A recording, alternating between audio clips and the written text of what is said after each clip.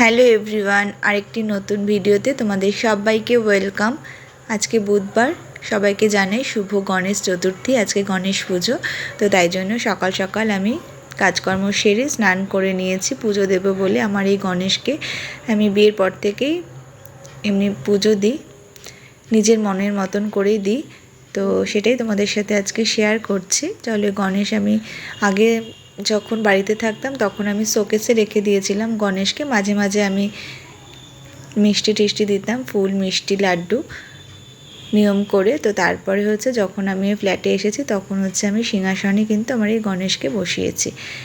তো চলো, আজকে সকাল থেকে তো খুব ব্যস্ততার মধ্যে, কেননা ছেলেরও পরীক্ষা রয়েছে এখন, তার সাথে তো পুজোর জোগাড়যন্ত্র করতে হচ্ছে।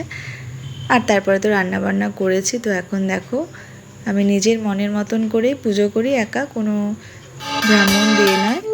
তো সেটাই তোমাদের সাথে শেয়ার করলাম। আর আমি মাঝে মাঝে কিন্তু পাঁচালিও পড়ি, গণেশ চতুর্থীর যে পাঁচালিটা রয়েছে, গণেশের অষ্টোত্তর শতনাম, তো সেটাই তোমাদের সাথে শেয়ার করলাম। সকাল সকাল উঠে আমি প্রত্যেক বছরই হচ্ছে বিয়ের পর থেকে আমি এই শ্বেত পাথরের গণেশকেই পুজো করি, কারণ এটা একটা দাদার দোকান থেকে আমি নিয়েছিলাম, দাদাই বলেছিল।